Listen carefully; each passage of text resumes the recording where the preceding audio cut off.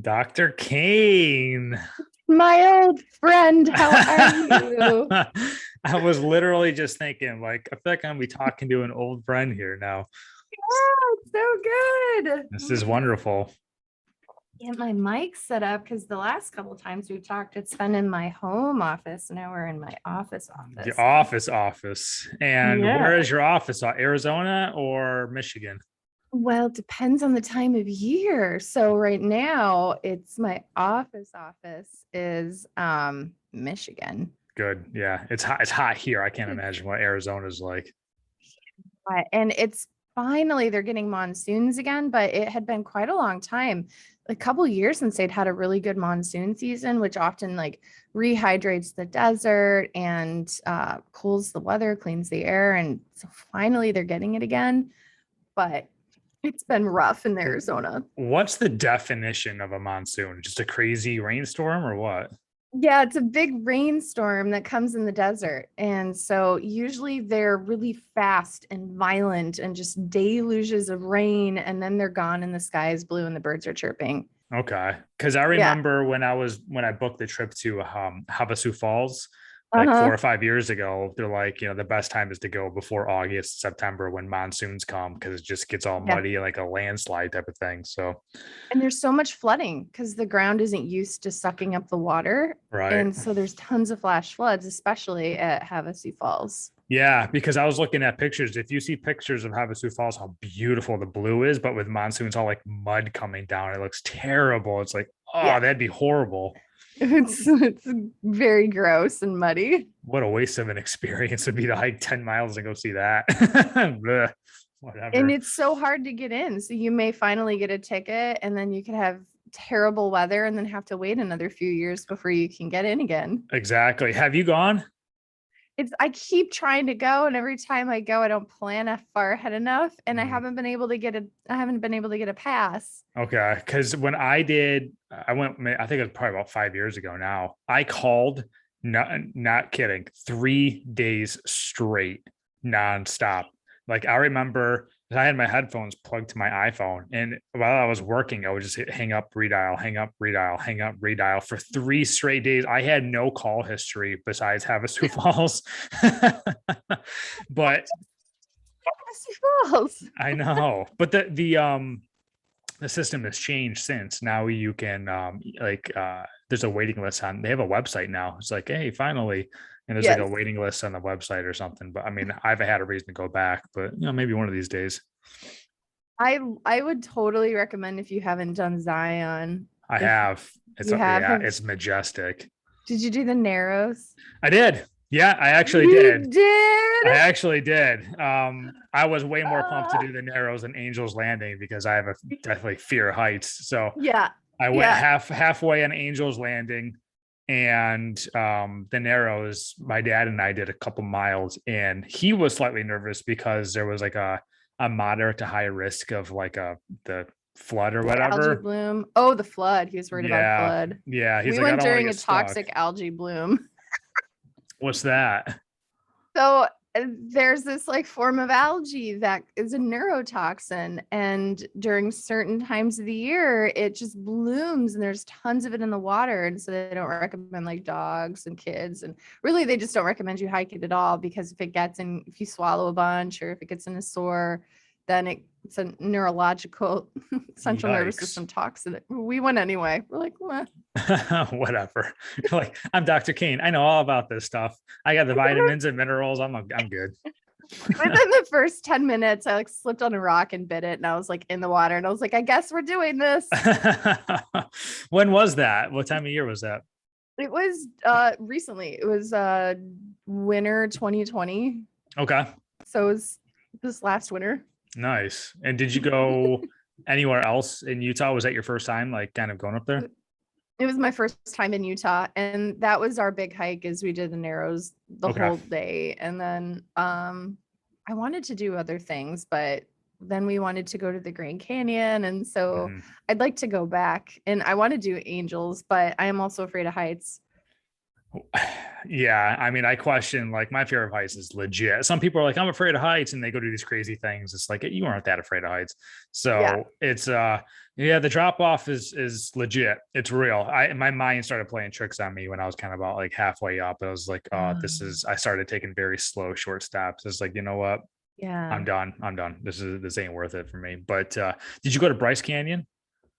I have not been to Bryce Bryce Canyon. is Oh, awesome. I need That to is write that down. awesome. Mm, That's worth the trip. Go there. You only need a few days there, max. I'd say 2, maximum 3, because it all starts to look the same. But yeah, it's like, oh, yeah, that one nice. was the coolest looking place I've ever hiked. It's like a different planet. Really? No, it really is. And I'm like I said, I'm afraid of heights, but there was no situation where I was like freaking out. They do Mhm. a really good job of paving out the trails in between all the hoodoos and everything. So Oh, that's Bryce Canyon was, yeah, super memorable. I wish I was closer. I'd go back. Uh, yeah.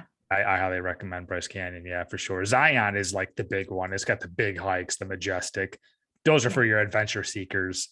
Bryce Yeah. Canyon is just freaking super cool. Yeah, I really liked it.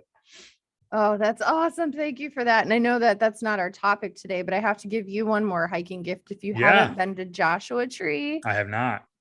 oh, it's like you were reminding me of it. It's like you were saying about being in another land or another Mm, planet. Joshua Tree feels very much like that. And the okay. Joshua Tree only naturally grows in that desert, that particular Wow. part of the country. Okay. And they look like these alien forms. And then there's these giant smooth rocks. It's just unreal. And you have to see it. Yeah, no, I will. All the cool places are out west. I'm telling you, Yeah. like it's a bummer Yeah. that it's so far. I mean, I'm gradually knocking it all off. I was just out in Lake Mhm. Tahoe, like a month and a half ago or so.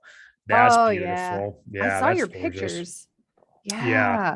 yeah, I'm writing that down too. it's gorgeous. And then my girlfriend and I are going to Alaska in 2.5 weeks. So Oh, that's on my living list. yeah, well, hopefully I can give you Yay. tips for that. We have it all mapped out and planned out. 7 days of just full activity, adventure, fun, Really? glaciers, sled dogs, choppers. Yeah, it's going to be insane. We're doing it Are you right. bringing your dogs or are you I gonna leave them? wish. I I'll say wish. that seems like it would be an adventure to have your dogs there, but it could I be quite know. a lot of I would. labor. I've been to so many places that are so far away that I've loved to, like Glacier Yeah. and Banff and Yeah. Vancouver. It's like, oh, to have my dogs here would be amazing, but to travel Yeah. with them, Yeah. I don't know how I would do that, let alone like the whole flight and plane situation, and Mm-hmm. then having them, and like we're gonna go hiking on a glacier with like crampons and stuff. You probably couldn't, but you can't bring the Ooh. dogs for that, you know. So Um, yeah, there's a lot of adventures. We're also taking a chopper onto a glacier where there's sled dogs, and we're gonna go ride with the sled dogs in the that's snow and so everything. cool. I Yeah, can't wait to see your pictures. I can't wait. Do you follow my personal account? Because you'll see a lot more. I don't know if you follow my personal. Let me check because I know that you and I talked about it. I thought that I did. You What's your might. personal? It's Ryan _M _McGuire. CGUIRE. Mm-hmm. Oh, no, We'll but follow. I am now. That's where you'll get a lot of the cool photos. Yeah, Oh, you'll see a lot of oh, I adventure love stuff. this family picture of your three dogs and you and your girlfriend and the sunflowers. Oh, that's so Yep. cool. Well, now Yeah. I'm following you. Yes. All right. And then I'll follow. If I'm not. I know I probably am, but if I'm not, I'll follow you. But that's where you'll see a lot of the cool adventure pics. So two and a Ooh, half weeks. For anybody who's listening, you can feel free to follow me too. It's just pretty much adventures and my dogs. It's just good times. You know, I use social media for good times. I don't yeah, do anything controversial or political or anything. But yeah, we can talk adventures all day, every day. we And could. I feel like you and I could just talk all things all of the days. I know. You know what's Happens. funny? Between me and you, something I've been like thinking about in the last, like I'll honestly say the last few months is like I would do like to do at some point a mini series with you where we That just would be hit fun. on multiple topics like in a row, Hmm. like a 3-part or 4-part type of podcast or something. I'm Um, writing that down. yeah, I would love to do that. It's just my curious mind and your expertise and knowledge, I feel like could lead to some really solid conversations. I I will love say that. I'm in. If you want to do that, I'm in. I'll come up with some outlines and you can too. But yeah, I will say that I also still to this day receive really solid feedback from the vitamins and supplements podcast that we did. That Awesome. was awesome. And because of that, you definitely changed the way like I take things. Like, first of all, I take now vitamin D plus K. I take Uh-huh. CoQ10. I take fish oil. And I take something else called resveratrol based on Dr. David Sinclair's podcast. But Yes. but yeah, it's I don't miss a day now. Well, I take a weekend break because you said take a weekend break Uh-huh. with vitamins. So Monday through Friday, every day. I've not missed a Monday through Friday, and it's What are the results? I'm actually genuinely curious. So are you talking like how do I feel or like going to back to the lab and seeing if my vitamin D levels change? Because they were low. When Yes. we had that conversation and I got it checked out and they were actually below where they should be. So Yeah. it's been on my to-do list to actually go back in my blood drawn and actually get a get a result again. And that's something I really want to do in the next week or two. I'm actually going to make a note of that because I just keep forgetting to do that. So um How are you finding your cognitive and physical performance having taken those? I think it's really solid. The tricky thing with that too is that I've also been working with a nutrition coach too, to kind of Mhm. get where I want to be. So Uh-huh. I'm tinkering with a lot. So as far as like A/B testing, if you will, it's tough Mhm. because there are a lot of variables. But Mhm. I will say I'm in wonderful shape right now. My Yeah, energy is really good. Um, and I will say, like, I'm kind of a machine right now. Like, that's awesome. yeah, work has been super busy. Podcast is doing great. I do freelance work, design work on the side. Uh-huh. Obviously, got to maintain my relationship, and I also have two dogs. So, and then my fitness. You know what I mean? Yes. So, my days are full every day. Sometimes that's a bit of a problem that I'm trying to work Yes. on. But yeah, I feel good. I feel great. I feel like I'm in really good shape. I feel like I'm in my prime. Like I'm turning 39 here in a month. And my girlfriend's like, I hope when I'm your age, I can keep up with you with what you're doing right now because I'm just constantly on the move. I'm feeling good. I'm doing good things. I'm sharp. I actually just also went through an interview process and just accepted a new job. So Congratulations, thank you. Ryan. Thank you. Yeah. So Wow. we got that going on too. So I'm stepping up. A lot of good things happening. So yeah, I'm truly I feel good, but I'm truly curious to get the scientific results. And that's Mhm. something I will follow up with you. I'm actually going to get that done. I will post results to kind of see how things have changed. Like a side And by side. yeah, I will do a side by side. And because I remember you said I contacted you after I got, hey, I'm really low in vitamin D. Um, Mhm. and you said, double the dose. I think you said for about like 60 days or so. So I did Mhm. that. And ever since then, I've been kind of just tapering back off to one pill, if you will, one vitamin, if you will. So I'm curious if I'm low, would you just double the dose again? Mhm. Yeah. Yeah, exactly. Because is there such thing as like too much vitamin D or Yeah, the Vitamin D Council has such great information on vitamin D and how to dose it and what it does and signs of too little vitamin D and too much.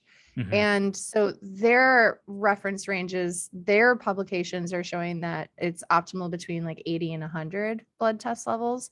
But when you look at the lab reference range, they're happy if you're above 35. So when I'm working with people, I always try to tell them to follow the latest research. And so mhm, I send them to the Vitamin D Council. And above above 120, 130, 140, depending on the person, it can change the way that your body's metabolizing calcium. Because mm, as you and I talked about, you need those fat solubles plus calcium and magnesium in order to properly absorb vitamin D.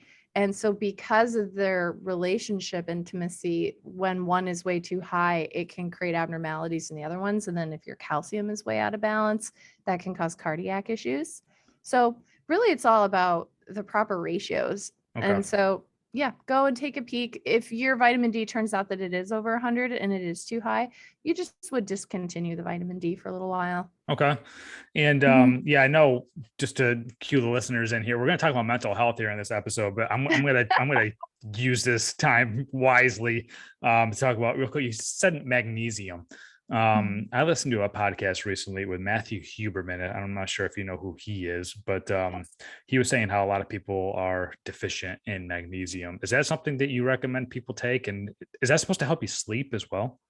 Magnesium is used in so many biochemical processes. In fact, I used to have this big poster on my wall, and it was this giant poster, teeny tiny font, and it was all the pathways that we had to learn in medical school of the body. And so you might have heard of the Krebs cycle or the citric acid cycle or the glycolytic cycle. There's all these different pathways. And in almost every one of those, magnesium is used. And so if magnesium is too low, then different biochemical pathways that makes your body work are going to not have what they need. And so we can get symptoms. So magnesium, we use it objectively for, muscle support. Like if you have sore muscles, tight muscles, stiff muscles, we can use magnesium to help with sleep. Magnesium can be very relaxing. Some people will use magnesium citrate if their bowels are blocked up and they need to have a bowel movement, because magnesium can loosen the bowels if it's the citrate form, especially. I've used magnesium for migraines. I've used Wow. magnesium for fibromyalgia, chronic fatigue, really anything that requires magnesium in your body. If it's not getting it, you can get symptoms, and giving your body magnesium can make a huge difference. And the great thing about magnesium is that when you overdose on magnesium, you're going to get diarrhea. So your body will know. Mm, And so generally speaking, I always tell people to start on a low dose, and I mhm. love mixing different forms. So like a little bit of a citrate, a little bit of a glycinate. I think it's Zymogen has a product that I really like that mixes a couple, or I think actually it's like 4 different types of mag mixed in there. Okay. And start low and then work your way up. And then when you get a loose bowel, that's a little bit too much for you, just back it off and then maintain at that. All right, I'm going to hit on this just a little more. So, when I got tested with all my levels, was magnesium in there? Like, I'm not looking at it right now, so I can't remember, but would magnesium be in that test? Is it pretty generic?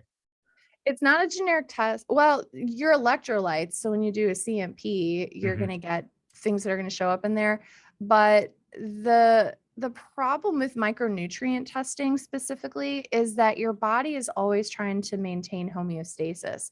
So you may eat a bunch of food that has magnesium in it, your levels will rise, and then your body's going to kick up its metabolism of that magnesium to try to get you back to homeostasis. Mm. So you could do a red blood cell magnesium, but it doesn't necessarily give you like a general day-to-day magnesium level. So generally speaking, I just listen to the body in the moment. I'm feeling a little sore, my bowels are a little obstructed, or I have some pain or some achiness. Take mag, see how you feel, increase the dose, see how you feel, because it may change day to day. Okay. And is that bananas? Right? There's There's been, tons of mag all right. and potassium in bananas. That's a great food. Like dehydrated bananas would probably be awesome for your trip. Yes. Well, it's funny you say that because we have a list of snacks that we're bringing. Because when Uh-huh. you go to Alaska, it's so expensive. Everything is so expensive. So Yep. we're just like, we're going to stuff our bags with road trip snacks, and Yes. dry fruit is 100% on that list for sure. So I Yep. would definitely do the bananas. Absolutely. Um, do you have like a level like that we should be at as far as magnesium? We just talked about vitamin D, like you said, between 80 and 100. Is there a level? It depends on what you're testing. So, for example, if you're doing a blood magnesium level, your body's going to want to generally kind of keep that between 1.7 and 2.2. But if it's out of balance, that's going to be more reflective of your kidney health as opposed Mm, to is your basic magnesium bioavailability there, because again, your kidneys are what's primarily responsible for regulating your electrolytes. And so you'll eat the mag, your muscles may not have enough of it. Like you may have those muscle symptoms that tell us that you're hungry for mag, but your body's going to do everything it can to keep your blood perfectly normal with the work of the kidneys. So by the time that it shows up on a blood test, then you're way in deep with deficiencies or excesses that are your kidneys are struggling with. Okay. And I assume what we talked about before in our previous podcast, where you get this actually matters, right? For magnesium. Yeah. Yeah. Yeah. I would just try to stick with brands that don't have a bunch of extra fillers. I like, that I love Designs for Health. Life Extension has a pretty inexpensive magnesium combination. I think it's like, I'm looking here, it's $9. It's cheap. Oh, wow. Yeah. Yeah. So it doesn't have to cost you an arm and a leg. And Life Extension tends to be really well researched. So if you go to their website, they have a ton of articles with references to PubMed studies, great education, and their products are pretty good. And by the way, for your listeners, I have no affiliation with this supplement company, so you're getting my non-biased perspective for them. This is so cool. And this is honestly why I want to do like a mini series, because I feel like we could just keep chatting about this stuff and people can soak it in, because this is all super, super helpful and useful information, like where to get it, what to take, how much to take, and how better you're going to feel because of that. Like that's the most important stuff like ever, and we just don't have this information. Like, thank God, fortunately, you got schooled on this and you got the education for it. You got the background, the research. There's millions of people that have no clue, just no clue. So this is awesome. I'm going to share with you my favorite mineral hack. Yes. Are you ready? Yeah. Oh my God. My favorite mineral hack. It's so good. So there's a company called Trace Minerals. Okay. And they make a product called Concentrace. And that's CONCENTRACE. And they're trace mineral drops. And I love these. Instead of drinking Gatorade, instead of drinking energy drinks to try to get your minerals in, instead of using a pinch of sea salt, I love to use these mineral drops. And the reason for that is because our bodies like to eat vegetables with their friends. They like to eat herbs with their friends. They like minerals and vitamins with their friends. Just like we were talking about vitamin D, vitamin D wants to be absorbed with cal, magnesium, vitamin A, vitamin K, right? And so when you take your minerals in, you will get the best results if you dose it with its companions. And so my favorite one, you can find it at traceminerals.com, and it has your magnesium, it has your potassium and your sodium, but what it has that a lot of people don't give enough credit to is lithium. And lithium is a naturally occurring element, and it's incredibly important for biochemical function, especially the brain. In fact, there were studies done where they were looking at lithium content in water in cities, and they were comparing cities that had lithium added to the water with cities that did not, and then looking at overall depression and suicidal rates in these cities. And amazingly, we found statistically significant benefits to mental health by adding lithium to the water. And so if someone was depressed, if someone was suicidal, if someone was dealing with mental health issues, adding lithium to their protocol relieved that. And when I'm talking about lithium, I'm not talking about the pharmaceutical lithium carbonate. I'm talking about the mineral that is in the earth, in the dirt, that you can add to your water as a part of a mineral boosting blend. This is super, super helpful. I'm definitely going to get that. Yeah. And people don't realize too, is like, they just go snag a vitamin off the shelf and start taking it. But like I get the vitamin D plus K because it just absorbs better. People don't know that. Like, you have to take it with things for it to work properly. And also like with like food, like a lot of times, like I have yogurt and then I take the vitamins right after that, so it absorbs properly. I had a random question. Have you ever had like crazy water or mineral water from it's a mineral wells in Texas? They say it tastes like you can taste the minerals in the water. They must be crazy bitter. Water. I've never heard of that. Crazy water. Yeah. Mineral wells, Texas. Cool. Yeah. I will find out all of the things. They say it kind of gives you like somewhat of a high because it's like all the vitamins and like the minerals are actually still in the water. You can kind of taste it. So it probably tastes somewhat like metallic, if you will. Yes. And that's actually a good way to figure out how to dose your own minerals, is that you want to add like the concentrated mineral drops and you add that to your water, which I would do if I was in your shoes hiking, just to make sure that you're giving your body. Think about those pathways, like all the pathways, they have zinc and they have magnesium and they have sodium and calcium and potassium, all these things. And so when you're deficient in it, things are going to get stuck. You're going to have low energy. You're not going to be feeling good like you are, Ryan. And so adding that to taste can be really helpful. So when you add the drops, it's going to be bitter and you want it to be maybe a little bit slightly bitter, which you can counteract maybe with like a pinch of sugar or something sweet, maybe monk fruit. But if it's too bitter, then it could cause digestive upset. So right up to the point where you can taste it. And it sounds like that's what you're describing in this crazy water. Yeah. So a little bitter, a little metallic. Do you have thoughts on like Noon's tablets or anything like that? Because I'll occasionally do like a Noon tablet if you're familiar with that at all. I'm vaguely familiar with it. As I recall, it's a pretty clean product, but what I'll do so that I can make sure to give you the best answer is I'll do like a little paragraph write up and send it to you. And maybe you could put that in the show notes for today. Yeah. And we can I also have do an episode on Noon's tablets. Please don't sponsor us. I don't know, right? It's honestly amazing. I feel the free. A lot of times I have a guess and it's like I get nervous to ask a question because I don't want to put them on the spot. They might not know this or whatever. It's like with you, it's like 99% chance you know, and if you don't know, you know exactly where to look and to find the answer within like 5 minutes. It's crazy. And that kind of volleys into imposter syndrome, which is how is that person going to respond to not knowing?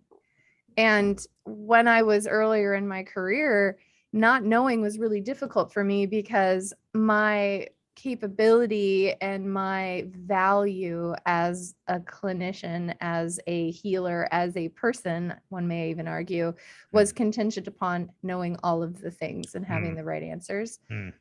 And so I feel much more confident in that because I've done a lot of work on that, but you're sensitive to that because asking somebody a question and they don't know the answer, you don't want them to feel, oh my gosh, I'm so embarrassed, I don't have the answer to that question, or then make something up or feel put on the spot. Right. Which is why I like to send you and all my guests outlines beforehand just to confirm. It's like, I don't want them to be like, I wasn't expecting this. I don't have an answer. Granted, there's a podcast. I can edit it out. It's not live radio or anything. So that helps. But I mean, you hit it on the head. You just did the segue there for me. And you're welcome. Yeah, for sure. You're like, let's get a move on here.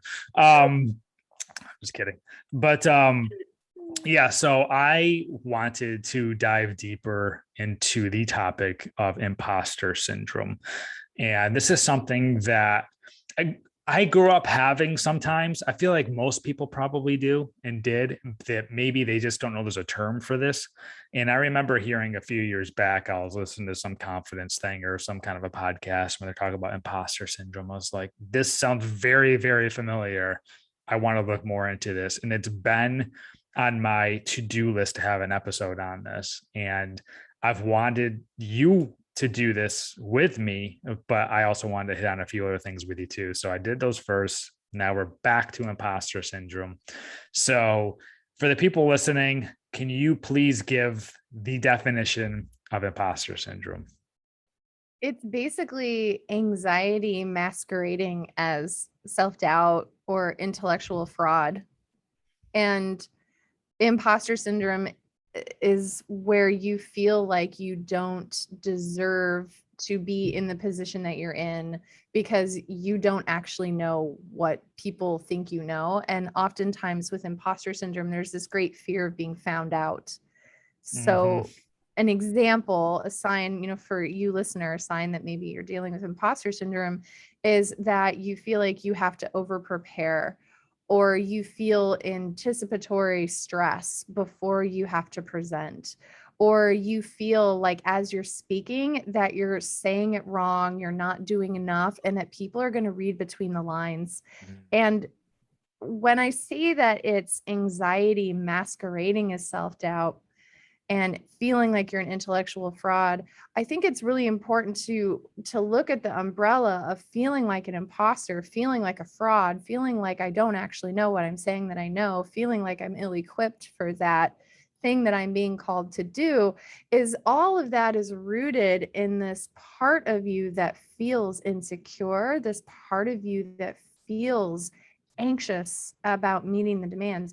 And not to go too far off on a tangent, but what's even more interesting to me is the why of that. It's like, okay, what if I am an imposter? What if I applied for this new job, got accepted for this position, and I actually interview much better than I perform?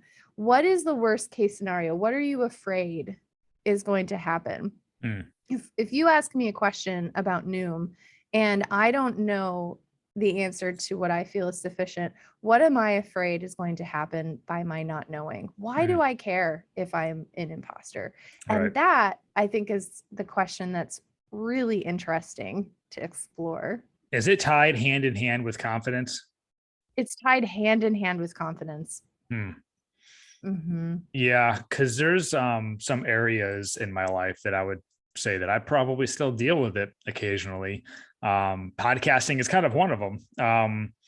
Like my graphic design work, I've been doing that for 17, 18 years now. I feel very comfortable and confident with what I can bring to the table, which is why I just interviewed so well to get this new job. I feel very comfortable with podcasting. I've been doing this for just over a year. I get better and better every time, I feel like, my interview skills and stuff. But yeah, one of the reasons that I took me so long to start this damn thing was, who's going to listen to me? Why am I more important than other people? I'm not that special. What can I bring to the table? A lot of doubts like that. And finally just said, screw it.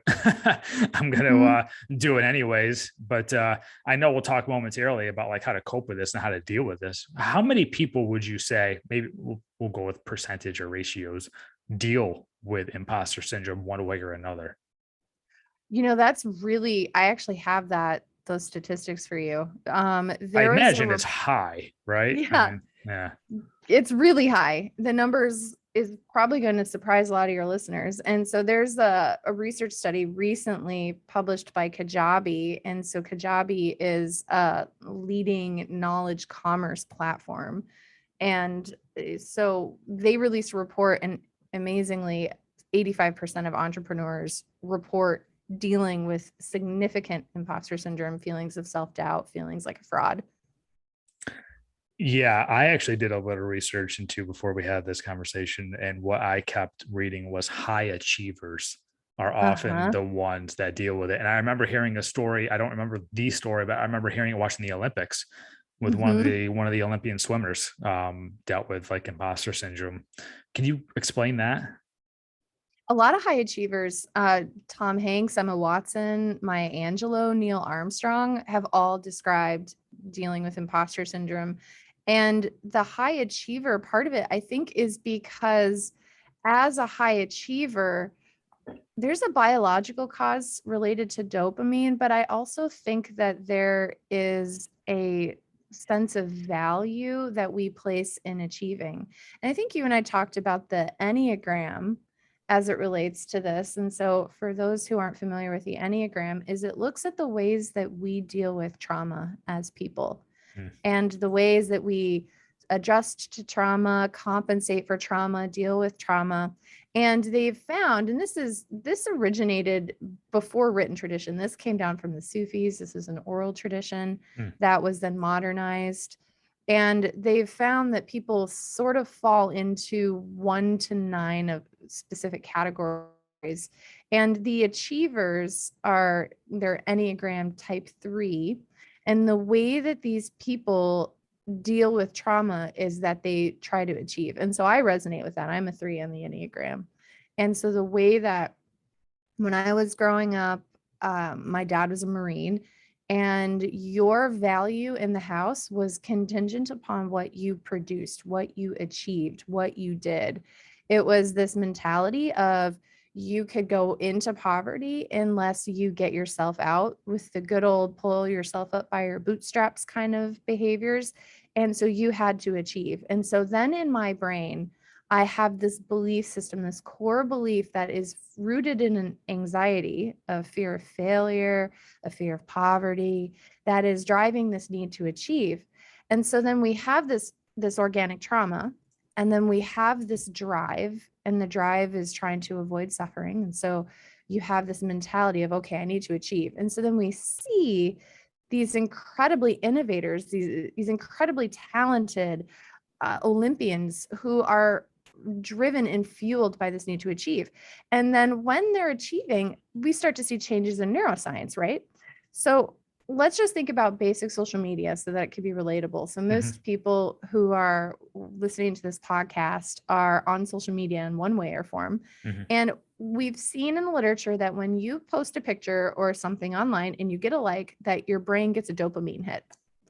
Dopamine is that feel good neurotransmitter, right? It's that, oh, I feel happy, I feel good. And you get that dopamine hit, and then you get another like, and you get another dopamine hit, and you get another like, and you get another dopamine hit. And so then your brain, as we were talking about with minerals, your brain wants to create homeostasis too. And so in its effort of creating homeostasis, it's going to change its production of dopamine based on what it's used to getting in. So then let's say the next day you post a picture, but instead of getting 50 hearts on the Instagram picture, you only get 6. And then suddenly we have dopamine deprivation, right? And so then you feel low and you feel sad. And so then this person, what we see is that these people are like, okay, how can I do better? I feel bad. I feel like I'm not enough. There's something wrong with me. I have to post the next big post. And it could turn into this. It's like you're running on a treadmill, right? And then we start to question ourselves. And we have, like you said, Ryan, we have self-doubt. And then we start to feel like, oh my God, I'm an imposter and people are figuring it out. I'm not really valuable. There's something wrong with me and people are figuring it out. Yeah, that social media thing is a really tricky situation. I know you're active on social. I know a lot of your research and anxiety research is on social media. Do you look at your stats or numbers? How do you handle a situation like that? I have found that my mental, emotional well-being ebbs and flows in tandem with my social media success. And so it's that same thing. Like and that's my jam, is mental health and advocating for people with mental health. And my heart is in the place of where I want to provide great content for people. But I do confess that I have that achieving foundation that I'm always working on, where if I post something, like I just posted a video on my favorite herbs for anxiety and 1,000 people watched it. And I was like, wow, that's so awesome. And then I looked back at another video and I think I only had like 58 people watched it. And so I was like, oh my goodness, what did I do wrong? What can I do better? And really, I think what is healthier for me is to just stay off of social media and to let my helpers do that for me. And so that's important for my mental health, is that I'll get in there and I'll interact with people that I know personally and I really love. But when it comes to the numbers and the stats, it's really, that's hard for me. Yeah. I mean, a lot of people don't all have helpers either. It's just up to them if they want to be active or not. And they just have to be aware and cognizant of if it is kind of shifting their moods. Social media is dangerous. It's a great tool if used properly, but it's it can lead to a lot of depression and anxiety. And I'm just curious, do you, when you post something that gets 1,000 views and you post something that gets like 6 or 10, whatever you said, are you looking at it down to a science, as in like, okay, what day of the week did I post this? What time was it? Are you looking into those numbers too, or no? I used to, and I was making myself nuts. And so now I have Haley and Brooke who do that for me. And apparently 6 o'clock is a good time to post. More people are on social media at that time. So Eastern time or Pacific time? I think Eastern. Actually, I didn't ask Haley. Her brain is in Eastern time, so I just sort of assumed. Okay. Where is she located? She's here with me Okay. when I'm in Michigan. She's here. Okay. Is it Michigan's Eastern time still? Yeah, we're on the edge of the Eastern time zone, so Okay. the sun doesn't set till 10. Oh, nice. Yeah. Yeah, because what's funny is so my dogs have their own Instagram account, which is honestly, I'm more active on that than my personal stuff and the podcast and whatnot. I should be more active on the podcast, but I, for the first time ever, posted a reel of them last week on Instagram, and boom, posted it. And it was like my phone started going crazy. I was like, this is what I've been missing. Like, I'm Uh-huh. posting a reel of my dog. So I thought I figured something out, because I went from having, I don't know, 50 to 100 views to like 500 likes or something. I was like, whoa. So I posted a reel again, like 20 minutes later, and that bombed. It got like 10. I was like, You're like, what? I why? thought I figured out the magic sauce here. And I was like, oh, never mind. I can't figure out, as far as like Instagram goes, like the science behind it. But there probably is. There's probably smarter people with that than I am. But yeah, when you start looking into things like that deep, that controls how you feel, that's it's a dangerous place to be. Um, And and I as was, an entrepreneur, that's profoundly impactful. And yeah, so if you think of somebody whose financial well-being, their ability to care for themselves and their family is predicated on the success of their online presence, mm, those highs and lows can mean more than my sense of value and what I'm bringing to the world, but it could mean, am I getting a customer and am I going to be able to pay my bills? right. Yeah, hopefully one of these days, maybe I'll get some monetary value out of a social media account. That'd be freaking wonderful. But until then, I'm just going to continue doing what I do, putting good work out there, having fun with it, and we'll see where it Mhm. goes. But yeah, I'm curious to know. You said fear will drive achievers. Is that okay, or is that dangerous as well? Is fear driving achievers okay or dangerous? I like to ask the question is, am I using my fear or is my fear using me? Mm, And mm, statistically, 1 in 5 Americans struggle with anxiety. That number increases to 1 in 3 entrepreneurs struggle with anxiety. And it's all about the way that anxiety and we exist in relationship. The way that I think about anxiety or depression or uh, headaches or whatever it is that these are messengers and they're attempting to teach us something. They're attempting to give us data about an unmet need. And so if my anxiety is telling me, for example, that I have an unmet need of being lonely as an entrepreneur, right? So being an mhm. entrepreneur could be a very lonely business. Um, 61% of people are lonely, and that number is higher in entrepreneurs. So let's say that I feel lonely, I feel unsupported, I feel like I am like on an island. And then when I put myself out there from that loneliness, I start to feel anxious. I start to Mm. feel, oh my gosh, like I don't know what I'm talking about. I don't have any people behind me. No one's got my back. I'm just doing this thing on my own. And then I start feeling anxious. But then I push through that anxiety and I let that anxiety motivate me. Is that honoring the anxiety or is it telling the anxiety that you are wrong and that I'm going to overcome you by pushing and persevering? And what typically will end up happening if we don't address it is that the anxiety will amplify because the mind wants you to hear the signals so that you can heal. Mm. And so to circle back to concisely answer your question is anxiety is okay, but it's what you do with the anxiety. Are you healing, addressing, honoring, respecting, and meeting those needs? Or are you using the anxiety as a catalyst to keep on doing that which is making you anxious? Wow. Okay. As you talk, I write down notes, and there's a lot of avenues I kind of want to hit on at some point. But one word that I just wrote down was regret. Mm. Because I can imagine, if you're not listening to those signals, and you're not pushing through the anxiety, you're just going to be kind of sitting around thinking of everything you could have done and everything you didn't do. How often, doing what you do you deal with people who have major regret in life? All the time, Ryan. I really, really admire that question. Is I was just speaking with somebody, she's out in California, and she's a very driven human. She's an entrepreneur, but she has a terrible fear of public speaking. Mm, And her entrepreneurial career requires a lot of public speaking. And she was expressing to me, and she was in tears, and she was so just downtrodden yesterday because she feels like she has said no to so many growth opportunities to make a difference in her industry, to positively impact people, she has said no because the anxiety was what was driving her behavior. The anxiety was telling her, it told her she had imposter syndrome, right? It said, you are unworthy to be speaking about this topic. You don't know what you're talking about. You don't belong here. People are going to figure it out. You are a fraud. And so she has regret because this feeling of imposter syndrome and the anxiety, that self-doubt that's underneath of it, stops her. And then she says no, and then she has regret. So yes, I hear that. That's so very common. How is she practicing on getting better? Like, what advice are you giving her? Yeah, we're working on it quite a lot.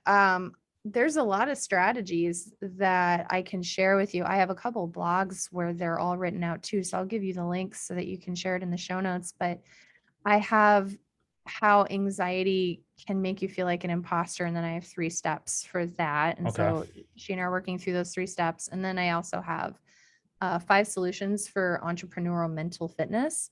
So she and I are working directly on that feeling of imposter syndrome, but then we're also working on her mental fitness just as a whole person, not just the anxiety, not just the self-doubt, not just the imposter syndrome, but all of the other variables that are going into that fertile soil that is growing that feeling of anxiety, right? Mm-hmm.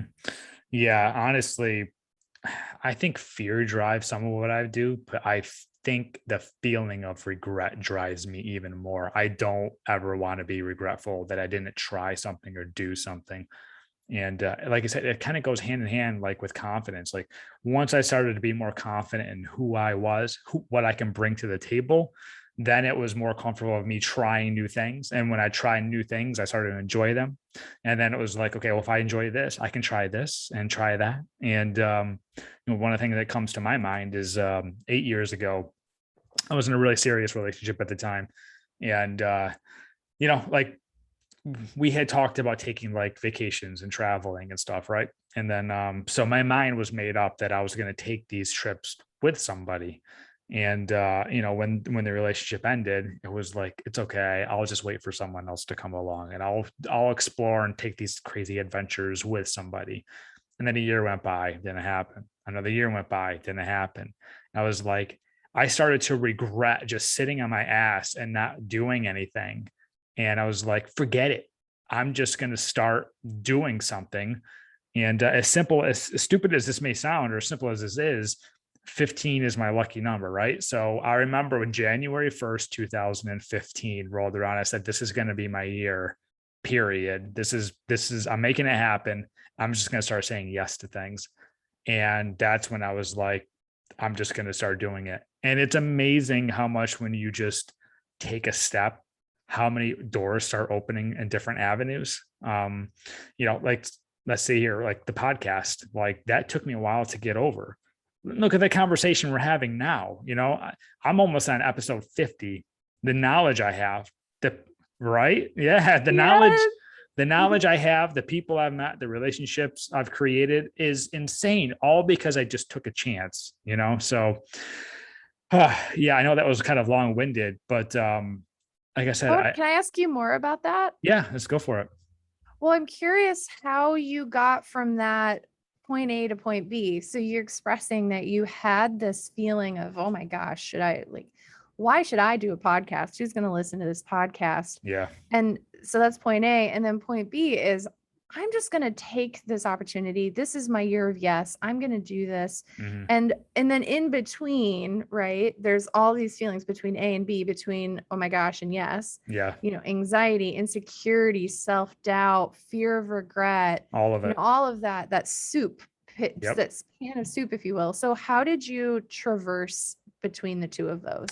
So as far as the podcast specifically, yeah, let's do that. Great question. Mm-hmm. So one thing I like to do for myself, and I hope most people would, is to set yourself up to succeed, right?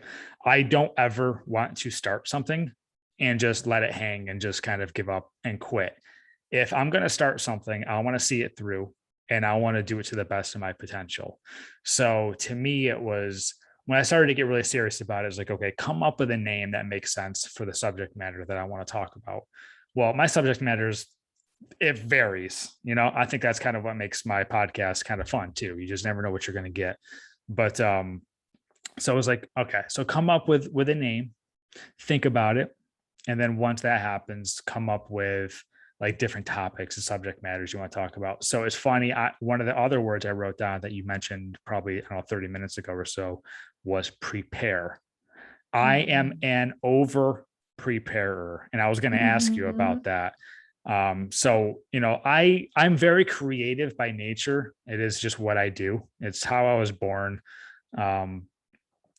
There's a question I'll ask you about that too later. Now that I just thought about that, but no, so I'm very creative by nature, but I also want to succeed. So it really, I took my freaking sweet time. I have an issue sometimes with paralysis by analysis.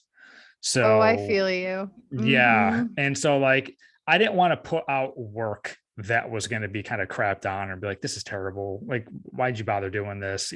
I really wanted to take my time, figure it out, and have a plan of attack.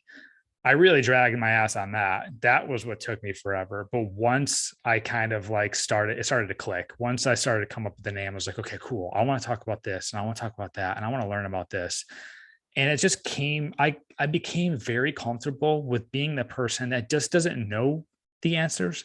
And that I kind of turned into my benefit, because it became me asking the questions that I don't know. And it's okay not to know, because there are millions of people that don't know the questions that I'm asking, as simple as some of them are. Like we can go Google some things or whatever, but you're not going to find everything either.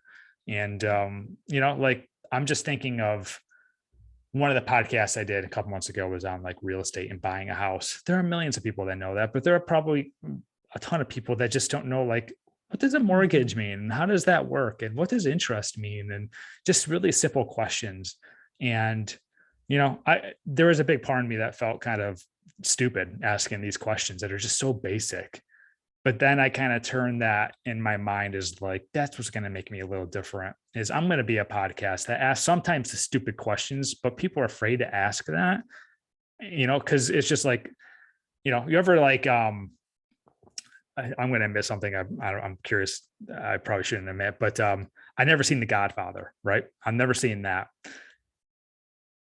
You haven't? Neither of you. Okay. No. Well, you ever like are you ever afraid to like admit like I've never seen them? What? Are you kidding me? Like you've never seen that? You crazy? Like that's how those are the reactions I try to avoid with like a lot of like questions. What? You don't know this? How do you not know that? But it took a long time to become comfortable. Like, listen, I don't know everything. My podcast can be based on talking to the experts, and they're going to give me the feedback and the knowledge that I'm asking for. And at the same time, like applying a lot of that, just like your vitamins and supplements, like I'm applying it to my life and I'm learning. And at the end of the day, it's making me a better person. It's probably making other people better. But yeah, it's, I don't know if I'm answering your question. I'm trying to, but yeah, everything you said between A and B is something that I 100% dealt with. I definitely still deal with sometimes. I also am starting to look more into the analytics and numbers on my podcast, whether that's good or bad. I don't know. Yeah. But now the thing is, like I said, I want to set myself up to succeed. I don't ever want to start something knowing it's set up to fail. That's just, it's a recipe for disaster, mental health issues, feeling like crap, so I had a plan. And sticking to the plan really helped. And, like I said, subject matter, podcast title, how am I going to promote this? I can design the graphics. So I did the graphics. And then I have in my iPhone a notepad list of all the topics I want to cover. So one by one, I'm reaching out to people, experts like you. And it's like, do you want to talk about this? Do you want to talk about this? Some people don't respond. Some people just say, no, I'm too busy. Some people are like, hell yeah. It's a mixed bag. You just got to have a thick skin sometimes too. And I will say I've gotten so much better at being a podcast host over the last year. Like part of me doesn't want to listen to those first 5 or 6 or 7 episodes. But, another tough thing that I do, honestly, is every episode I listen to again. What can I do better? Awesome. Yeah, because you hear people on like news anchors on TV and stuff and public speakers, like what's their body language? Are they like, do they have like a tick? Do they keep doing something? Like, to watch Uh-huh. yourself is brutal and excruciating, but that is how you get better. And there are words, there are phrases that I constantly say, like, that's awesome. You'll hear me say that's awesome probably 50 freaking times. And I'm taking note of it. I'm learning. But you also have to remind yourself you're not going to change overnight. It is a process. You just got to keep pushing through. And honestly, there's so many benefits. When you push through things and you just start doing, you will learn, and so many more doors open than I ever thought. I never ever thought I'd be sitting here talking to you for the third time. I've made friendships out of this podcast. I've learned so much. Um, yeah, you just can't see all the doors that are ahead of you. You have to know that. You have to trust it. You have to take the chance. But like I said, I'm also a preparer. And I don't know if you want to dive into anything I just said, but feel free to dive into prepare, because maybe that's my fear driving me is I over prepare. Well, I'm taking notes here and thinking about your intuitive structure, which I think is really, really wise. Because we think about the way that we perform, the way that we podcast, the way that we show up at our job, the way that we interact in relationships, the way that we public speak, whatever it is that we're being called to do, we're coming at it for better or for worse with our current selves, our past selves, our Mhm. emotional selves, our physical selves, our logical selves, or lack thereof at that moment. So I kind of imagine it's like I'm a clown car and I'm showing up to where I'm going and all my little clown parts, we're all in there and we're all popping our heads out and having all these thoughts, right? And Mhm. so I'm imagining that clown car is driving us from point A to point B. And you're taking actually a really trauma informed perspective at the work that you're doing to help you to move forward. And so, first of all, what I hear is that you prepare, you strategize, and you're incredibly curious. Yes, So, yes. Yeah. that is really prefrontal cortex brain area. So, starting with your skill set, and you're analytical, you're smart, you're also very curious and creative. And so, when we think about the brain, we think about the prefrontal cortex is the area behind the forehead, the logical brain. And so, you're creating a template for success by utilizing that strength. So again, you're preparing, you're curious, you're strategizing, you're coming up with a name, you're thinking about how you want it to look. So you have that Mhm. analytical part on board, which can help to reduce some of the insecurity that comes with feeling unprepared. That comes with, well, part of why I may feel like an imposter is because I actually haven't prepared to be the expert that I'm wanting to show up as. Right. Yeah, that makes sense. And my dad's an engineer. So So I you have some of that. Yeah, and it's funny. I want to let you keep going, but something that I took. So I took an assessment, your workplace insights, for my new job, right? And they had me take this Mm-hmm. this 10-minute test, answer these questions. So it says, I got 4 bullet points of what I am. It says Uh-huh. goal oriented, 100%, cooperative, which I do believe, competitive, which is yep, and Uh-huh. intellectually curious. Ah, So I think that hit me on the head. I don't know if you yeah. have any thoughts on those 4 bullet points, but yeah, I think that describes me perfectly. Yeah, your zone of genius is your prefrontal cortex. Like your logical, analytical brain will take you far in life. Mm, And I think that's a really great asset. And so when we're thinking about overcoming imposter syndrome or helping us not live a life of regret, to live a life where our fears, our insecurities aren't holding us back, is to really lean on your strengths. In fact, when we're thinking about our goal in life, the Japanese have this term is called ikigai, and they talk about when you're trying to figure out what you want to do with your life, there are three components to it. One is, what are you really passionate about? The second is, what are you good at?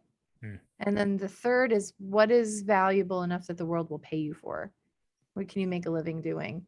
And what you're good at is you're great at being curious, which needs to be a part of being a podcaster. It's because Yeah. you are curious. You're approaching people. You don't know all the answers and you're okay with that. I'm okay with it. It took a while for me Yeah. to be okay with that. Cause like I said, I felt Yeah. like I was asking stupid questions, but I was like, if I don't know this stuff, there's probably other people out there that are like, I'm glad he asked Exactly. that. Now I know this, Exactly. And it feels good for the person who you're interviewing to be able to share something that maybe a lot of people are afraid to ask. That's So true. I think that's also a real blessing to the interviewer. So you're when you're thinking about, so as your listeners are listening to this podcast, start thinking about, well, what am I really good at? Mm. Am I analytical or am I more emotionally attuned? So I did content recently on highly sensitive persons and the genes, the genetic traits that help people to have that evolutionary favorability of being highly sensitive, Mm. where maybe this person's really attuned to the feelings in the room. They can kind of feel out the vibe of how somebody's doing before they even say, or maybe their zone of genius is being able to meet people where they are and have great empathy. And so when we're thinking about getting from point A to point B, where I hear you are, Ryan, is number one, is using that prefrontal cortex with strategy, that engineering trait you got from your dad, that your workplace insights, goal oriented, cooperative, intellectually curious. So preparing ahead of time is really good. And then in using that part of your brain is you can actually start to train your brain to work for you instead of against you. So you were talking earlier about, I don't want my anxiety to prevent me from saying yes to opportunities and then creating regret. Exactly. And so your logical brain can be a huge part of that. So what you want to do, if someone listening to this is like, well, okay, I'm really curious, I'm analytical, but my brain is also producing self-doubt and it's like questioning myself and it's talking negatively about myself and it's reminding me of dumb things that I said in the past or bad feedback I got. So using that analytical brain to actually speak up and address those thoughts and retrain them. And so we see this in the research by Dan Siegel, neuroplasticity, and in the research that's underneath cognitive behavioral therapy and dialectical behavioral therapy, or DBT. And what they teach us, what their research has shown us, is that you can actually rewire your brain. Your brain has incredible ability to grow and heal. This is neuroplasticity. So I'm going to read you a quote that I wrote out for if your listener or if you or if I even myself are feeling insecure and are feeling like I'm at point A, I want to get to point B, but I feel like an imposter. I feel like a fraud. I feel like I don't deserve to be there. I feel anxious. I feel insecure, and maybe I should just stop. Maybe I shouldn't get on this podcast because what if Ryan asks me a question and I don't know the answer, right? I can edit it.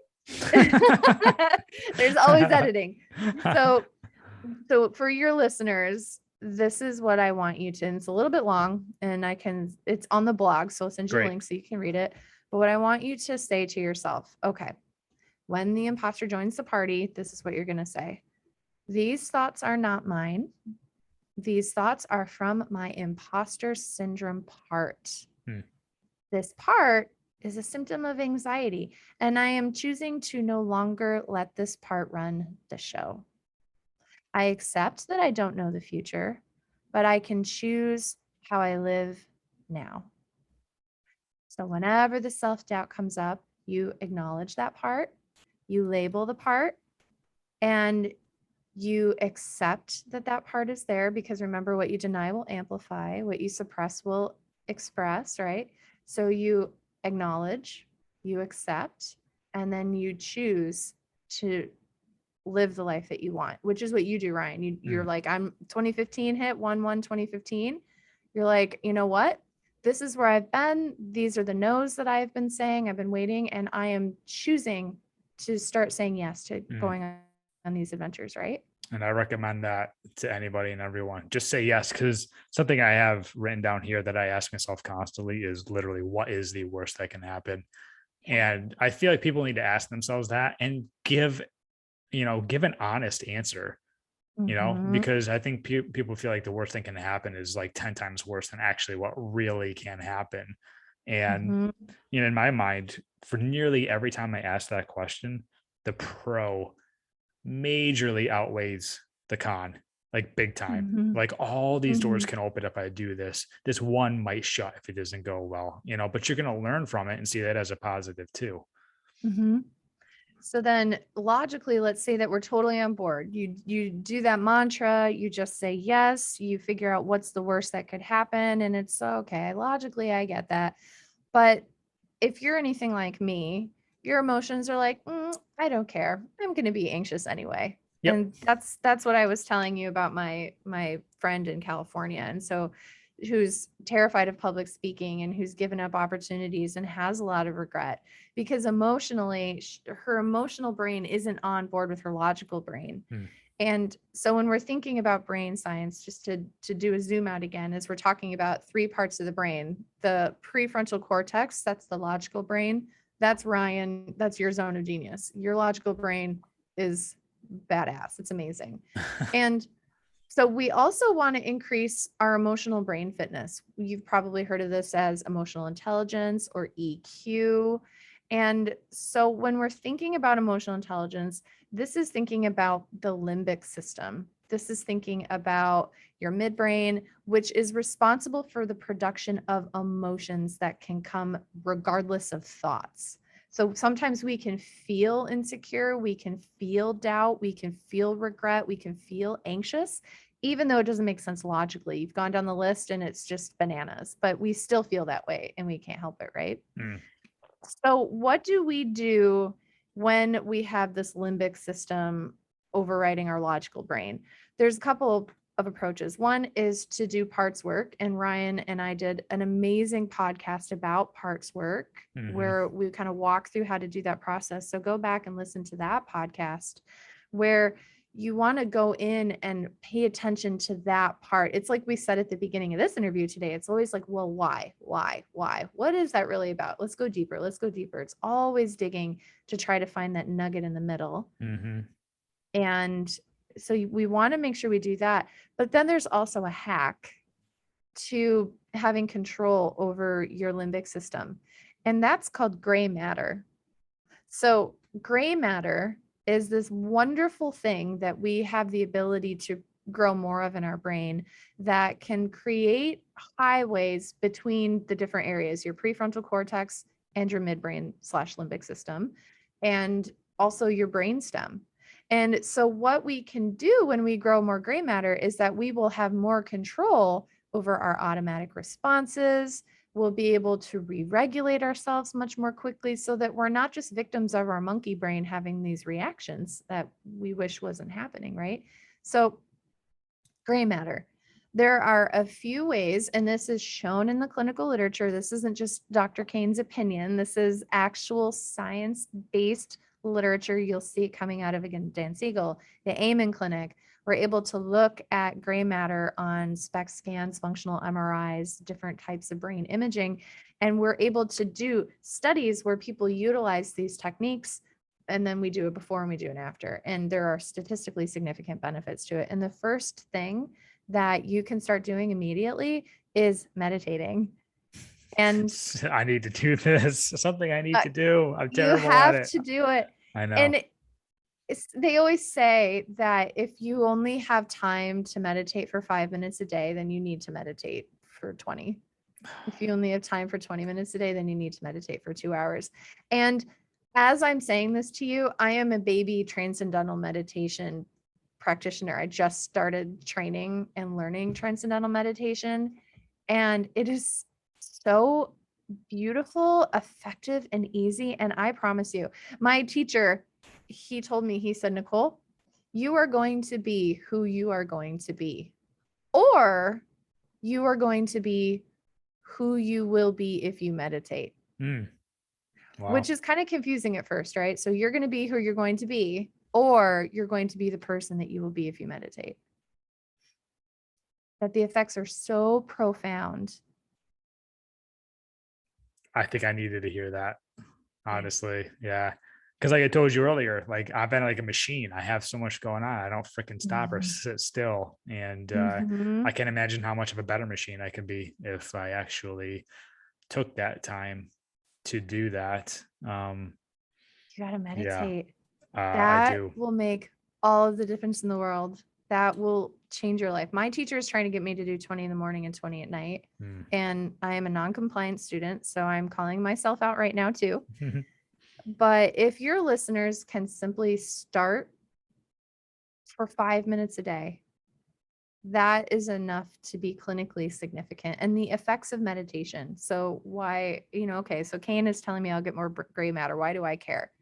So if you feel like you have anxiety or depression or burnout or overwhelm or loneliness or imposter syndrome, like we're talking about today, if you feel like you struggle with any of that, if you feel like you struggle with brain fog, cognitive fatigue, or maybe you're on the opposite end of the spectrum, if you feel like your thoughts are always racing and busy and distracted, and it's hard to collect all of your ideas and to bring it all together, all of these have been shown in literature to improve with meditation. And it's non-pharmaceutical meditation. Do you have like an app or anything that you recommend people like download and follow? So just something quick and easy. I like Headspace. I think Okay. Headspace is a great app. No affiliation. So I'm learning transcendental meditation, and I'm not using an app for that. I have a mantra that I've been given by my guru. So I've been given a mantra, and then the way that I do it is you just notice the mantra, you imagine thinking the words of your mantra, and you can receive a mantra from a teacher, or you can just choose a mantra that you want to focus on. So if you want to focus on just say yes, you just focus on that, and you just allow it to float, kind of like you're just like a gentle thought, like just say yes, just say yes. And then what will happen is that your brain is going to go, oh, I have that podcast with Ryan, I want to check in and see how things are going. Just say yes, just say yes. And so if you can do that and then just breathe and notice that, the process is not necessarily performance. It's not like how long can I be in the just say yes. It's more about creating the space for redirection, where I'm just allowing my mind to create that space, go back, create that space, go back. So 5 minutes, set some music up on your phone, just say yes, or whatever it is. Or using like Sarah Blondin has some super awesome meditations that are really good if you want to do more of a guided. Yeah, I may start with that. I have a feeling that this is going to be the one part of this episode that it's like the last one you told me about the vitamins I should be taking. I feel like this is going to be the key thing that I'm going to take away from this, that I'm just going to really kind of force myself to do, honestly, because I know it'll benefit me. You're not the only one who's ever mentioned the benefits of meditation. Something I kind of want to get your opinion on too is my mind, honestly, this is me just personally thinking about myself. I feel like my mind just does not stop working. It's constantly thinking of ideas, constantly thinking of trying to be creative, constantly thinking of my next podcast or who I can contact or what's the next episode about, or if I have a graphic design due tomorrow for my job, what's it going to look like? Constantly gathering inspiration and creativity from out in the world and stuff. Like, I honestly feel like sometimes like it's going to falter. You know what I mean? Like, this can't be normal to constantly just be on all the time. And, for a good example, the last few weeks while I was interviewing for this other job, and, I currently like where I work, and it was giving me anxiety of like, do I really want to do this? Is this the job for me? Should I take this? Should I quit? If I quit, when do I do that? How do I give my 2-week notice? How do I tell the people that I really like to work with? And it's funny because falling asleep has never been an issue, but staying asleep, I would say around 4 or 5 in the morning, my mind will just wake up and it just starts like, if the gears are turning, that's how I just picture it. The gears are turning and I'm just laying there for like an hour or two. It's like, well, my mind's awake now. It's already working. So I might as well get up and start doing something. But will meditation help with that? Because I just feel like it's just constant. It will. Yes. Yeah. It's cool because you're excited. You're brilliant. You're a dreamer. You're excited. You're analytical. And what is happening is that your body is whispering that it needs balance. Mm. It's whispering. You wake up, it's whispering. And so your I- job is to hear those whispers and to say, I hear you. I'm a All right. worrier too, though, which sucks. I kind of care too much sometimes about what other people think. I'll Mhm. telling my boss I was like leaving and how do I want to do that? There's a strategy behind everything I do, which freaking drives me nuts. Like what time of the day I'm going to do that. And I don't know. I overthink things and I love the way I think. I love who I am. I love what I bring to the table. But there are times like that where it's just like, just sit down and shut up and don't worry about it. Relax. Stop caring so much. But I do. And sometimes like my anxiety will get me up or wake me up. And I hate that. I like most things about me. I really do. But there's some aspects like that. It's like, why do I care so much? I don't know why. I love that you care so much. I think it's a superpower. I think it's hijacking you, and then it makes you feel upset about it. Hmm. And so it's kind of like you were saying before, it's like when we think about the anxiety, is that anxiety is intended, like our nervous system produces anxiety to tell us how to heal and how to be whole. And your caring and your conscientiousness and your compassion are gifts that you have that you bring into this world. And your Hmm. body is like, okay, well, this is how we can communicate to Ryan that we don't have balance, that we need more rest, that we need more quiet. We're going to turn this up and he's got to listen. Hmm. That's good to know. Yeah, Mhm. this last 10-15 minutes we've talked has been kind of eye-opening. Yeah. It is really nice to know that I've noticed this. I'm very self-reflective. I understand who I am, my positives and kind of like my negatives, if you will. And Mhm. knowing that meditation can help with that, I think that might have been the final thing that needed to click in my brain to be like, you need to do this. There is a major benefit for myself in doing that. So I honestly feel like I have to do that. I have another question for you too. Is Yep. I'm kind of a weird subject matter, if you will. So like the first 20 something years, 25 years of my life, I thought this was normal too. Are you familiar with synesthesia? Yeah. Yeah. Yeah, You synesthesia? yeah. I thought this That's was completely freaking normal. Until I'd say about 25 years old. I remember having a conversation with a friend, and I was like, when you see letters and dates and numbers, do you see colors with that too? And they're like, what are you talking about? I was like, yeah. I thought this was normal. So then I started to look a little more into it. And yeah, it's like a lot of letters and dates and months and stuff like that. I kind of compare it to like when growing up as a kid, you have the colored letters in the alphabet on your fridge, right? With all the magnets and stuff. Yes. That Yes. is, I have a ridiculous memory sometimes when it comes to numbers and dates and statistics and whatnot. I thought that was normal for the longest part of my life, and how I can remember certain things. Like a lot of times, like if you were to tell me your birthday, I would think of it as a color. And so like if I needed to recall that, I would tap into that color. I'd be like, oh, she was like a dark red, which probably means she was in September. And what I mean, it's crazy. Have you ever had to deal with anything like that? I have so I own a counseling practice, and one of my counselors has that gift. One of my best friends, I lived with her in college. She's an audiologist. She had the superpower synesthesia. Um, we think that it's a genetic trait. I think of it as like an evolutionary advantage. And if I'm remembering correctly, that they are doing some research to try to isolate that gene, but it's it's interesting the way that I've seen it impact people is it's almost like an additional sense. We talk about the six senses. I see it as an additional sense, which again, it can use us and create stress and strife for people, or we Mhm. can use it like you have to help you have a memory, like, oh, it was a red. And so it's probably sometime in the fall. Yeah. Well, it's funny because well, I was doing research on this a while. It's been a while since I have. I know they were saying they were looking at to see if it's related to the autism gene.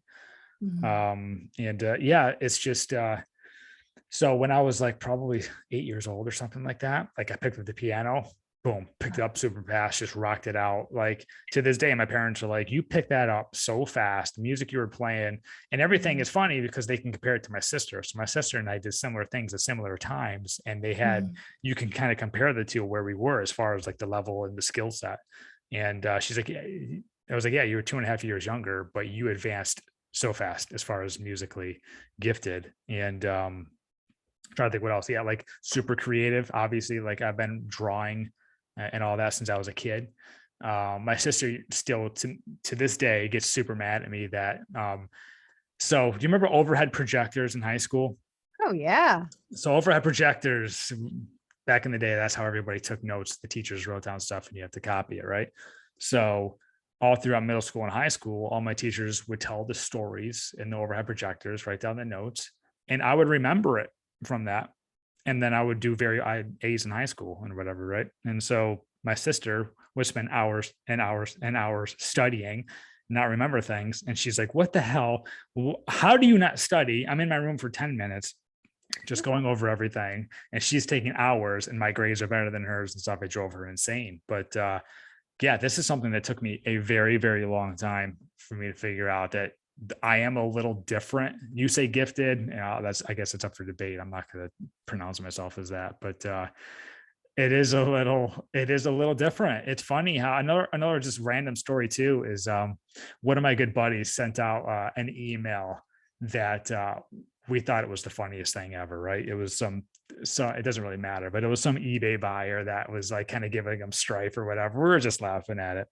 And I think about 10 years later, we were talking about that email. He's like, that's got to be in my outbox, right? And I was like, yeah, I remember exactly what day that was. And I still do, actually. It was January 5th, 2005. And he sent it at 9:38.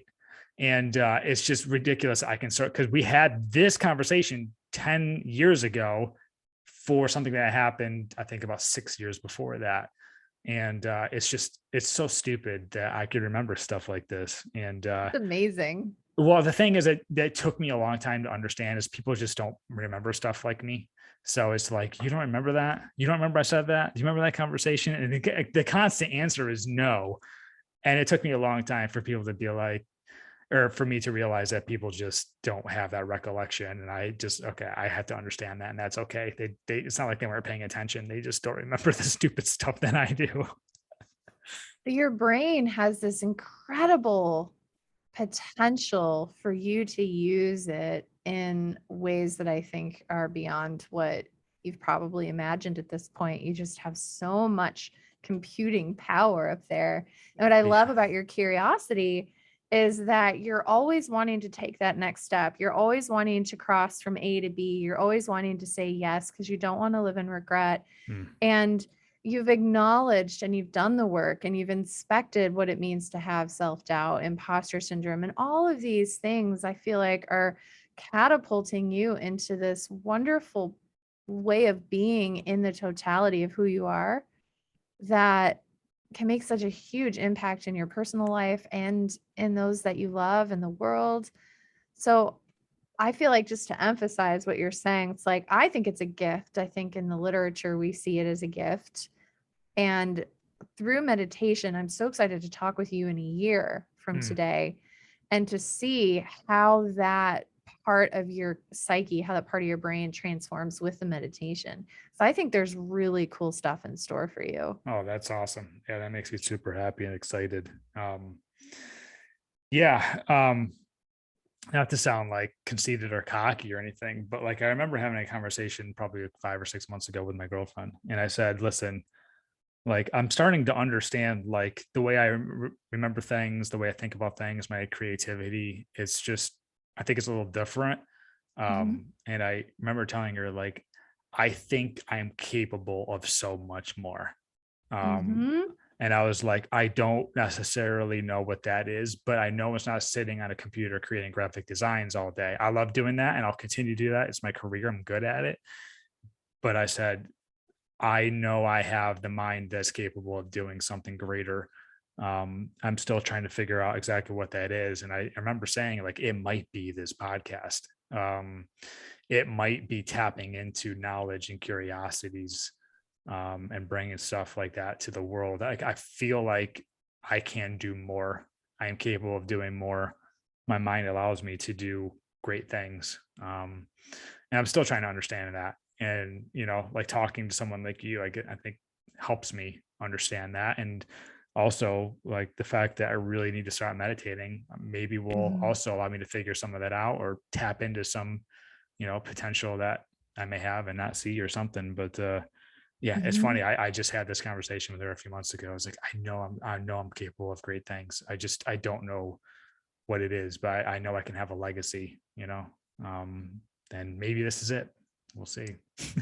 Absolutely. So this is going to be recorded. So we're going to come back and we're going Yeah. to say, all right, this is how some of this was catapulted. Yeah, that's very true. Yeah, and I really, really need to stick with it, do a Mhm. meditation, get into the routine. I'm very routine. So once I can start getting Mhm. into my routine, I'll Mhm. be okay. I'll be good to go. Um, we can tap into any of the subject matters we just talked about over the last hour. And I'm more than happy to do that. One question I have is what's your take on the phrase fake it till you make it? Is that a good or a bad? I think it can be good in that it falls into that prefrontal cortex intentional wiring of your brain. So it's like, I did a high ropes course last weekend and I'm competitive, Ryan. I wanted to do the double black diamond, even though I have like the teeny tiniest biceps of the world. Um, but I was like, you know what? I'm gonna do this. And so in the process, I'm like dangling because there's this rope with an octagon wood beam, and you have to but it's like swinging, and then I fall, and it's like exhausting. And you know what? Every time I stepped up on that beam, my brain got signals and it's learning. Mm, And I'm not, jumping on these beams and like going through the course, the black diamond course. I'm spending a good deal of time dangling, but I am kind of faking my way through it. I don't know what I'm doing on a black diamond high ropes course, but I did it. And when nice. I do it next time, I'm probably going to be slightly better. Mm, And when I do it the time after that, God willing, I'll be slightly better. And it's like you and your podcast, you're expressing like listening to the initial episodes, like kind of cringy, yeah. but you kept doing it, even though you didn't feel like you were the most excellent you can be. You did it anyway. And I think that faking it till you make it can be a good way of taking some of the pressure off. I have a teacher who he's arguably one of the best instructor and practitioners in his area of emphasis. He treats schizophrenia and he uses homeopathy really Mm, successfully, and it's like unheard of. Nobody does that. And he won't teach it. He won't do recordings of it because he feels like he doesn't know enough yet. And I've expressed to him, you'll never know enough because this is a lifelong learning process. And so he's been saying no, and people are missing out because he wants it to be perfect before he'll say yes. And so I mm. feel like the fake it till you make it would really give him some freedom to put information out there without it being perfect. And it freed me up to do that high ropes course, knowing that I had itty bitty biceps. Yeah, I mean, I imagine your client that is super afraid of public speaking also can probably learn from that too. It's Oh, yeah. I just had a dating coach on last week and we were talking about like how where like confidence comes from and stuff, and like how years ago I'm super afraid to like approach a girl and say hi, how are you, and then try to get her number and stuff. But the more you just talk to random people, like the easier that Mhm. becomes. So that Mhm. I related to that. And yeah, I definitely, I've had a mind switch, I would say, in the last 10 years or so. And I'm also thinking of like a situation where it's probably about 10 years ago. And I'm downtown with one of my good buddies. And there's this girl that I had seen a few times, like at the gym or wherever. I forget. I don't even know who she is. But and he's like, why don't you go talk to her? And I remember saying, like, she's out of my league. I remember saying that. And I remember his response was, no one is out of your league. and Mm. and to this day I that helped click something. Sometimes you just hear things like your meditation things just helps click something in the brain, and just having that confidence. And you know what, that's freaking that's damn true too. No one is out of my league. You know, it's like my girlfriend, I am super lucky to be dating her. And I know she feels super lucky to be dating me. We deserve each other. But yeah, I that really honestly stuck in my mind about, and I know that's just for dating, but I know that can be translated throughout so many different subject matters as well. What an antidote to imposter syndrome too Right. is, imposter syndrome is I'm a fraud and people are going to figure it out, which implies that somebody is more qualified than you or better than you. And having that mentality, no one is out of my league. I think it's that prefrontal antidote to, nobody has Ryan's experience. Nobody has Nicole's experience. Like we come to the table with a complete unique set of thoughts and experiences. And it's like comparing apples and oranges. Like I'm not out of your league. You're not out of my league. You may know more about graphic design and I may know about ego state therapy, but together we can create this amazing synergistic podcast that other people can learn from. And so I actually wrote that down. I think that's a giant take home for me today too, is no one is out of your league. It's comparing, grapes and 2x4s. Yeah. And another thing too, that honestly has helped me a lot, honestly, in the last like few years or so is like, yes, I have an insecurity, right? I have insecurities, but the thing is too, is like everybody has insecurities. We are all human. There's people you see and post on Instagram, they get 3 million likes for being in a bikini or whatever. Yeah, honestly, they probably are dealing with some big insecurities too. They probably took about 200 photos to get that one. They probably have a filter on it and all that stuff. You know what I mean? So just know that like we all have issues. And I feel like that put me at ease with so many different things. It's like, we all have insecurities. We're all dealing with something. You'll just never know.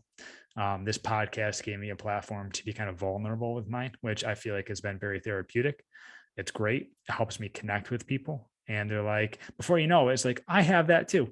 You know what I mean? And it just makes you feel better. And you're like, so this girl who's your client, this public speaking, something I would probably do just for myself is make a joke out of it in the beginning. If you hear me stumble or something, I just suck at doing this and let's move on. You know what I mean? You can just call it out. I feel better when I just call it out and move forward. So it's like, instead of sitting there wondering, everyone's pointing the finger or whispering about me, like, oh, I wonder if he knows this or I noticed that. I call it out right from the get-go, make fun of it and move forward. So everyone else is kind of on the same page as you.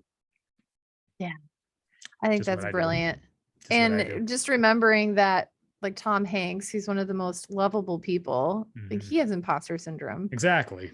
And so if Tom Hanks has imposter syndrome, then it's okay that I have a little bit of it too. And that it may not be exactly how I perceive it to be. And so doing the work, doing the healing, and I'll send you the links so that, your listeners can kind of walk through some steps to start tackling imposter syndrome. And then if we don't get anything else out of this conversation today, if your listeners are like, okay, what's one thing is if you make one change today is meditate 5 minutes a day, pull up Headspace, pull up Sarah Blondin, and maybe pick a mantra, just say yes, no one is out of my league, whatever it is, and just be in that space. And I think that will be hugely transformative for every single person listening. And not only that, is just listening to two people literally talking about imposter syndrome who have imposter syndrome. Like it makes you certainly relatable and makes that person feel like they're not alone. Like, like everyone deals with this, it's just finding a way to cope with it and don't let it beat you and take advantage of it. So I can keep talking to you for another 5 hours. I know you know that. This Hopefully has been really fun. I This has been love our awesome. Interviews. I am always so grateful to have an opportunity to connect with a good friend. This is so awesome. Like I said, take advantage, take me up on that little mini series if you want. I am always game. But until then, I'm going to come up with another topic for us to talk about. For all I know, it's meditation. Maybe it's a check-in a little bit down the road, and we can talk about how I'm doing and whatnot. We can have an accountability check-in. Make sure that I'm continuing to meditate and that you're doing your meditation too. I like that. So would you say every day, 7 days a week? 7 days a week. Okay. And if you don't have time for that, 8 days a week. Right? I get that. Yeah. I like that. I like that a lot. Dr. Cain, so before I let you go, please just go ahead and plug your social media again, plug your websites, and we'll try to get you more likes through this podcast, right? So we'll put you in a good mood. Yes, that would help my dopamine. If you can go to my Instagram, There you it's go. it's Dr. Nicole Cain, DrNicoleCain. In the link in the bio, I have tons of free goodies. And so if anyone listening struggles with anxiety, or you just want to simply improve your physical health, just like Ryan and I talked about with supplements, I have tons of free info. So just click on the link up in the bio. And we also respond to all of our chats, all of our DMs. And so if you're looking for support, we do our very best. I have an awesome team, Brooke and Haley, who help me out. So make sure that you check out our stuff and then stay tuned, because it sounds like Ryan and I are going to be holding each other accountable. So maybe you can jump on the bandwagon too. How can you meditate? I love it. This is so awesome. The information you bring every time blows me away. Yay. Thank you, Blows me Ryan. away. Like, I'm getting to the point now where I feel like I can just book you and be like, I don't know what we're going to talk about. Let's just sit and chat. And it's going to be super educational. It Either would be way. so fun. Either Thank you. I way. learned so much from you too. I'm really grateful for you. Awesome. I appreciate that. And hopefully, I know anybody listening to this learned a ton, a ton. So once again, Dr. Cain, thank you so much. I will get this up and out as soon as I possibly can. I'll be in touch with Haley, and you're welcome back anytime. I know you already know that. So thank you. Thank you so Ryan. much for that. Oh, thank you so much. So much love to you. Thank you, Dr. Cain. Have a wonderful day. You too. Bye. Bye. Bye.